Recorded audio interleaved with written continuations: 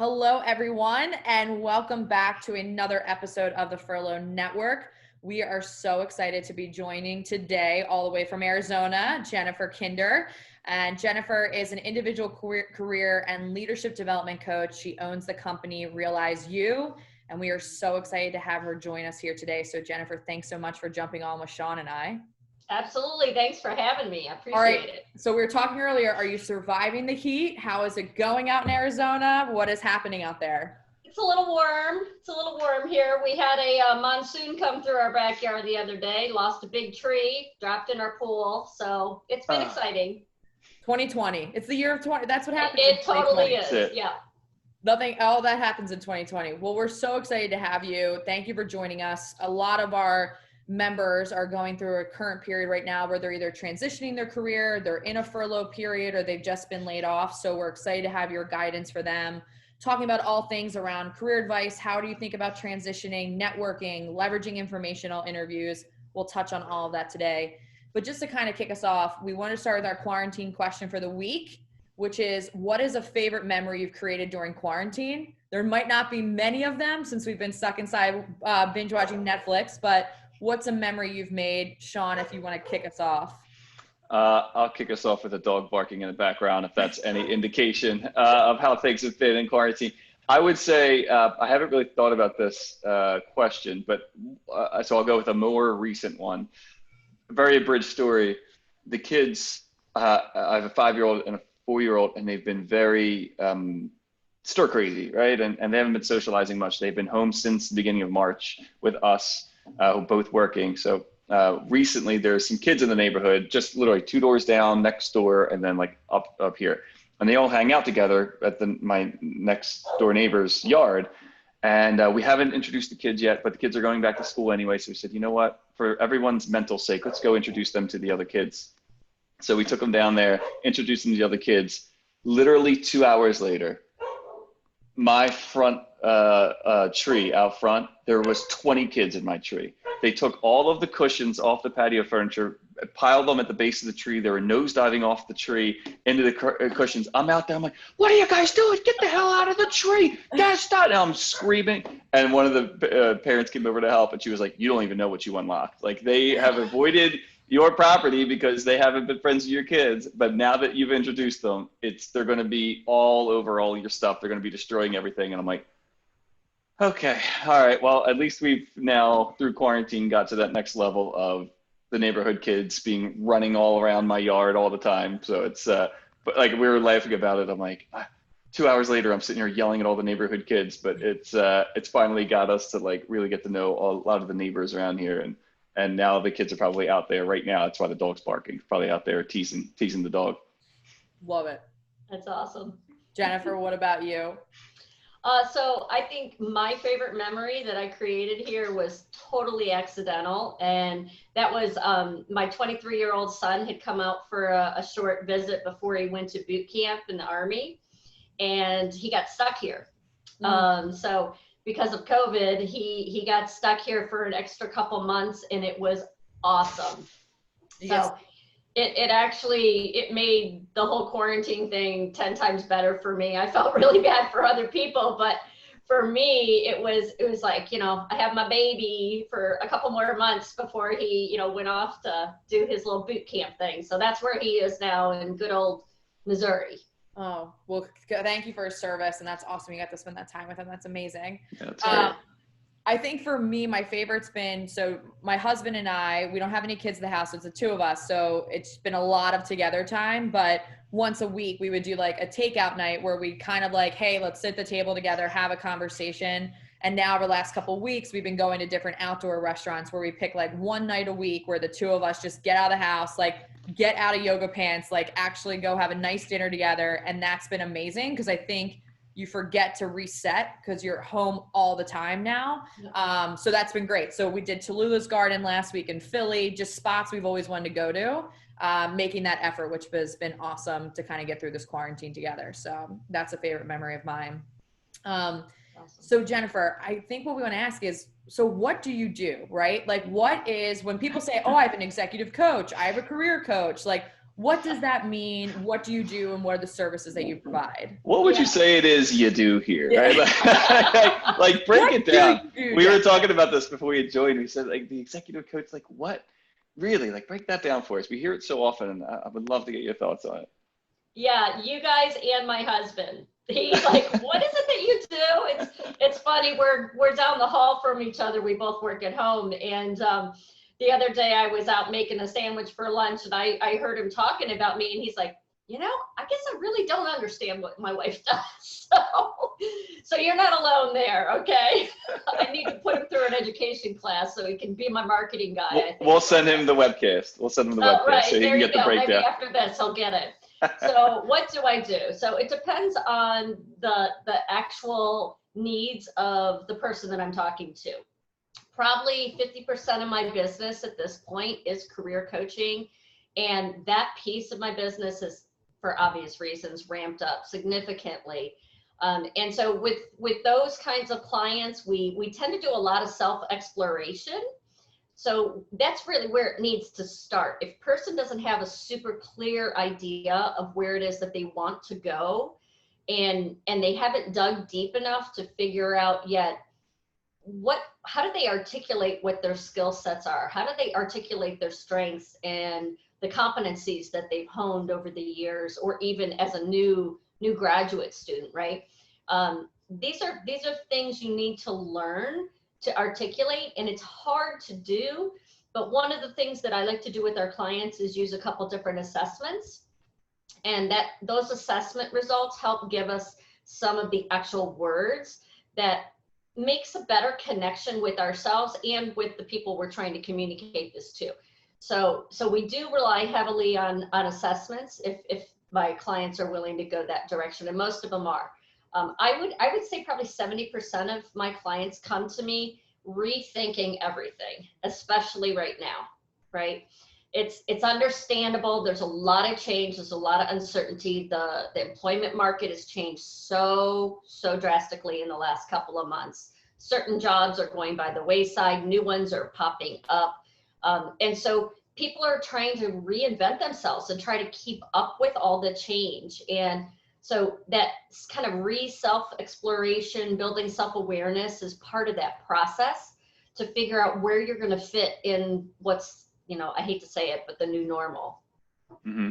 So if 50% of your clients right now it's career coaching and they're transitioning, trying to figure out what the next step might be, right? And how they find that intersection between kind of happiness and fulfillment and also paying the bills in this crazy environment.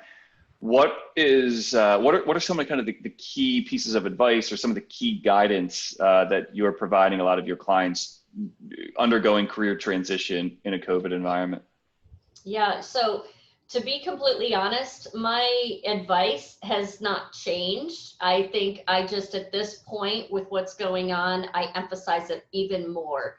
And my main thoroughfare for a successful job search is networking. And there are many different ways to do it, but one of the tried and true ways of building on that network and making one that's actually relevant to what it is you're trying to go into. People can make friends with anybody, in some cases, but finding the right people and connecting with the right people that are going to get you to that next step that you want in your career, especially if it's a different step, a different direction. The best way to do that is through informational interviewing. And a lot of people are like, I don't even know what it is. It doesn't sound like something I want to do. There's a lot of hesitation when it comes to that because the onus, the responsibility is on the person who's extending the invite for the informational interview. It's really not that complicated. There's kind of a process that I walk folks through to set it up, to extend those invitations. I provide lots of templates and conversation that can help simplify that process for them and make it not so scary going into. And honestly, the informational interviews are being snapped up like crazy right now. And I think the reason for that is because that people are sitting at home working, and we've cut out several hours of commute time in our day in some places in the country, depending on where you live. but definitely hours over the week. And so people have a little bit more flexibility to be able to say, yes, I'm happy to talk to you for 20 minutes, 30 minutes and give you my opinion on, you know, what my career has been like and what this industry is like and how might you be able to break into this industry. So even though people have been willing to do that kind of thing for decades, I think even more now, it's an okay thing to be extending in terms of the ask. Jennifer, you don't have to give away all your secrets here, but can you elaborate a little bit more as to what you mean by informational interviewing? I mean, is this reaching out to people that are successful in their careers and saying, hey, how can I learn how you got to where you are or your company? Is that what you're referring to as informational interviews? Yeah, so basically, the mindset you need to go in this with, and I can't emphasize this enough, is it is a learning opportunity for you. It is not an opportunity to ask for a job. So I'll say this again, because I've seen many people make this mistake and it can derail, it's the quickest way to derail a conversation with somebody. You're not going into it with the objective of getting a job or asking for a job. They know you're looking for a job. You don't have to tell them, you don't have to ask for it. It's kind of one of those given understanding things. But the purpose, the true purpose is for you to learn from them information about their career, the companies they've worked at, including the current one, maybe their roles that they've held, and all of these things that you couldn't find out anywhere else. So make sure you're not spending time asking questions that you could have found out the answers to pretty easily on the web, on their company websites. That's just kind of a waste of their time. You really want to learn about them and their experience and learn from their successes and their mistakes. So Lauren, I know you want to ask questions too, and I don't want to hog this point or belabor it, but the reason I'm bringing this up, and I didn't know that you were going to be talking about these informational interviews, can you help our viewers figure out how to do that in a pointed, in a concise and very direct way to really increase the likelihood of converting that into an actual conversation? The reason I say that is I last week got an email from a student at a university, and you know me, Lauren knows me, the viewers, our audience knows me, like I try to allocate so much time to help people that are confused in the situation. This particular outreach was so cold and just blah. And it was like, can I interview you and talk? I'm a junior at whatever university. Can I talk to you about your position and what you do or something? I'm like, no, no, I mean, no, you've given me absolutely no reason to say yes to that. Could you help people kind of cut through that first, that initial drawback? Yeah, I mean, it's like anything else, honestly, in the job search. You have to customize your outreach to people.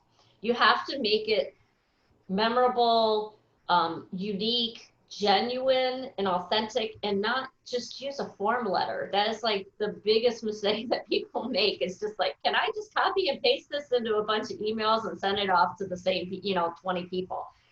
You're not likely to get any good responses, as Sean just shared. You need to do your research a little bit. Find out something about the people that you're going to talk to, besides the fact that you went to the same school, if that's the case, right? Usually that's the low-hanging fruit. People will reach out to people at their alma mater. They'll think they owe them something because they went to the same school, and that's not necessarily the case. You need to, at the very least, look at their LinkedIn profile and learn something about them. What is it about them that attracts you to what they've done and where they've been? Give them a reason more than we went to the same school to talk, right? What exactly is it that you're hoping to learn from this individual? Is it the trajectory of the different careers that they've held throughout, the different roles that they've held throughout their career? Is it particular companies, a particular industry that they went to? Is it a transition from one industry to a completely different one, and you're looking to make that similar transition? Figure out what it is that you're really truly connected on. Like, why does this make sense to spend 20 minutes, 30 minutes with me? Yeah, and Jennifer, I think too, a lot of our audience were saying they've been furloughed from a job, which they didn't want to, right? They might have loved their career, or they might have loved the industry that where they're in, but unfortunately they were in a furlough period, or there was massive layoffs in their company. How are you guiding them to kind of stay within what they want to do, but put themselves out there and maybe extend to new companies? Or when they're interviewing, how do they convey that story? Like, what's that advice for someone who wants to kind of continue that career path, but unfortunately was furloughed or laid off? Yeah, it's a hard pill to swallow, especially for people whose career paths are really disintegrating and the job opportunities just aren't there, and they're kind of being forced to consider other opportunities. It's a mental thing to get over at first. I mean, let's be honest here, this isn't all tactical. There's a big emotional component to job search, and that's where working with a one-on-one coach can really help you. Deal with some of those emotions that come up with it. It can be a bit of a grieving process for some people. This is what they wanted to do their whole life, and there is just nothing available to them. So what I like to do with my clients is to really focus on what it is that gets them up in the morning. Why do they do what they do? Is there a why that translates into another type of job, but the why is the same? And so the motivation is still there for them. It may not look like what it's looked like for the last 5 or 6 years. It may take on a different look, but it might just be as rewarding as it was before, and something that they honestly never considered looking at before. And I have had clients who have, gone kicking and screaming into a transition like that, and then come out on the other side and say, my gosh, I never thought that this would be an area that I would love, and I'm thriving. I'm not just surviving, I'm thriving in this change. So it is a process. You have to give yourself the grace to get through it. It's not going to happen overnight, particularly these days, because the job market is harsh right now. I'm not going to sugarcoat things. There's a ton of great talent out there. You're in competition with these folks. You've got to find ways to differentiate yourself from them. And that's honestly what's going to make the difference for getting that call back from submitting applications and even doing informational interviews. You've got to find a way to differentiate yourself. So Jennifer, a quick question about your industry in general. Say after this webcast and this podcast goes live, it floods so many clients to you that you no longer can't take on anymore. For those people out there that are looking for career coaches, are there certain things they should be looking for to find the right career coach for them? Yeah, I absolutely say yes to that.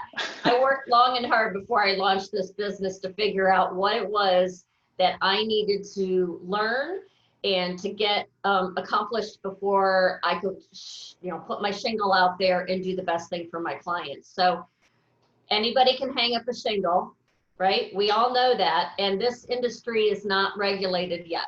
And it's slowly on its way to being regulated. So if you are in the market for looking for a career coach, I would look for a couple of things. First, look for somebody who has worked with clients in the general industry and roles that you're considering. Okay, somebody who knows that marketplace. It definitely helps because that person probably has connections that can help you and a network that can connect you. I always share, if I've got a good relationship with my client, I do a good job of connecting with my own personal network, my clients, to help them get that next leg up. If not, set up informational interviews and things like that. The other thing is there are certifications that are out there that do train individuals into becoming good coaches, not just good career coaches, but just good coaches in general. And kind of the gold standard for coaching is ICF certification. So it's the International Coaching Federation. And that it takes a lot to get the ICF credential. I am happy that I was able to accomplish that. That was one of my COVID accomplishments. And so I would definitely look for somebody who has that. It's not an easy thing to get, and it really helps people to become a better coach. And it's something that's maintained long term.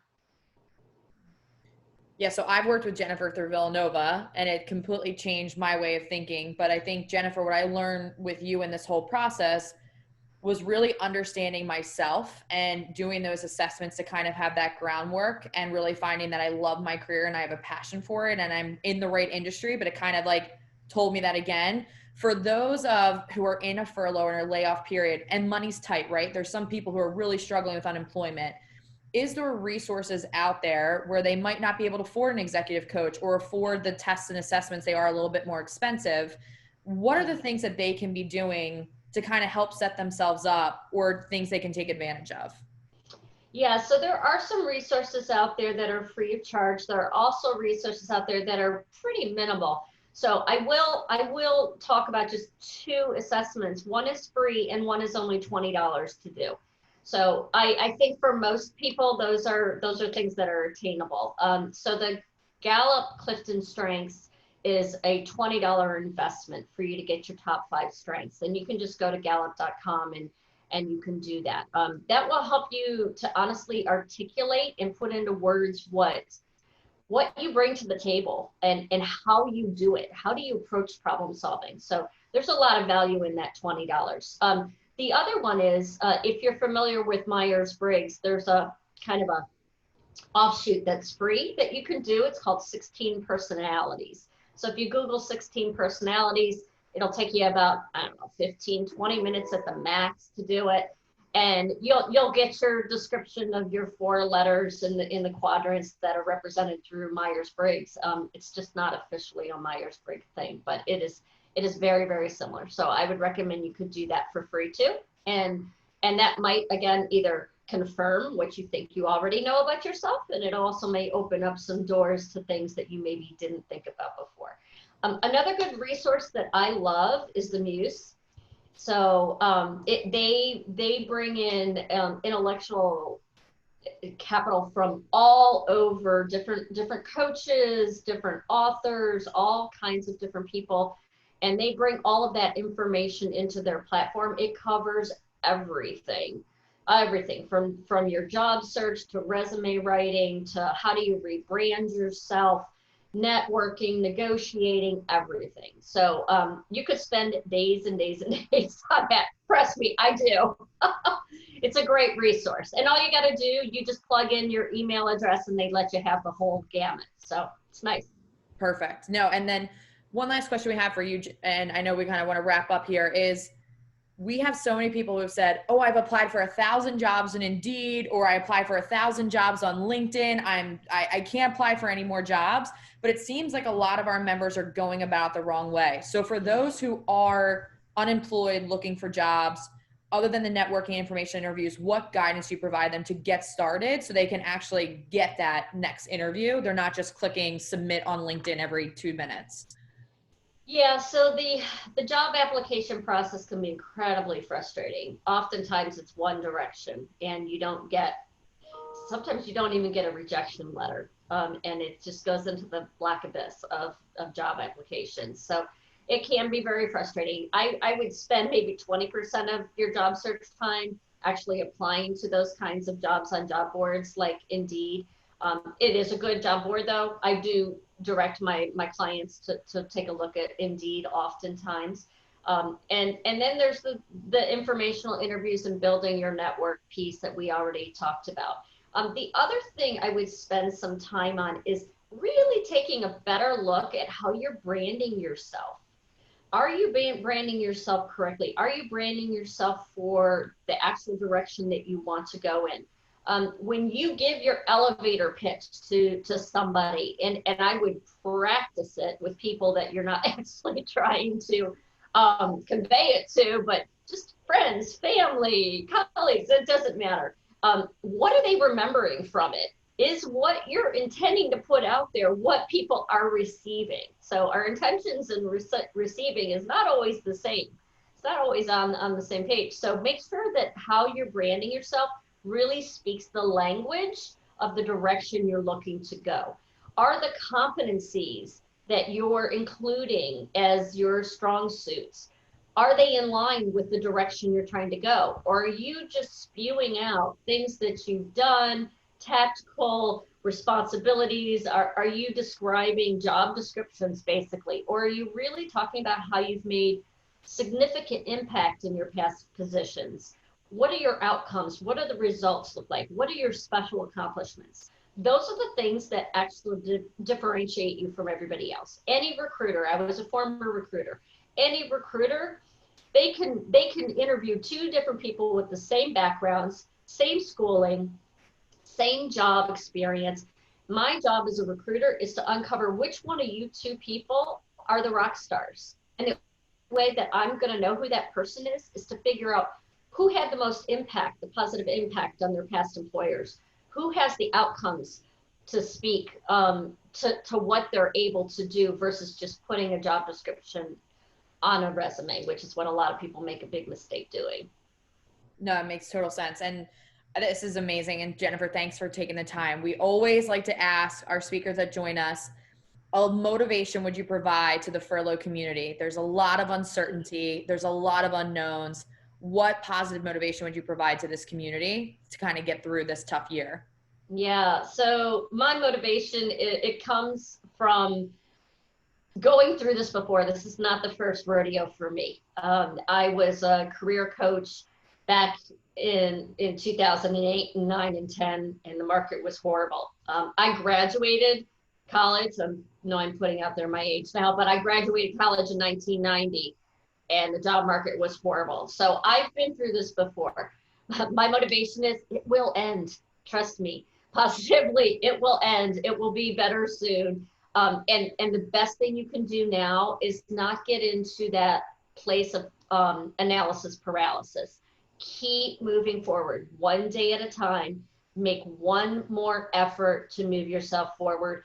And if you're not feeling well physically, start to take better self-care. You know, a lot of people neglect themselves when they don't get in a good mind space. And go for a walk, get outside. You've got to take care of your health first before you can accomplish things like this. So it will end. Hang in there. I can't wait for it to end. I know. I can't wait. Oh. I've literally been muted the last 5 minutes because someone is screaming at the top of their lungs next the room next to me. So yeah, I can't wait for it to end. It will end, Sean. You will go back to KPMG. It will end. I promise you. It will end. And then I hear also my wife go, Daddy's recording. Would you stop it? Whatever it is, put an ice pack on it. So yeah, I'm with you. I can't wait. Oh my God. Jennifer, thank you so much. I know this is something that our members have been really looking forward and kind of just getting that advice and guidance. And I always feel better when I talk to you and have that motivation. So thank you. For those of our members that want to take advantage of connecting with you or getting some more of the assessments, where's the best way that they can reach you and kind of follow back up? Yeah, so my website is RealizeU, RealiZE, the letter U.net. And everything you need to know is on that website. So feel free to go visit it and shoot me an email. Glad to help. I'm so grateful. Thanks for having me here today. Jennifer, thanks for taking the time. Stay cool. Make sure your husband wears lots of sunscreen out in the crazy Arizona weather. But Sean and I really appreciate you taking the time today. Thanks for joining us. Thank you so much, Jennifer. Take care.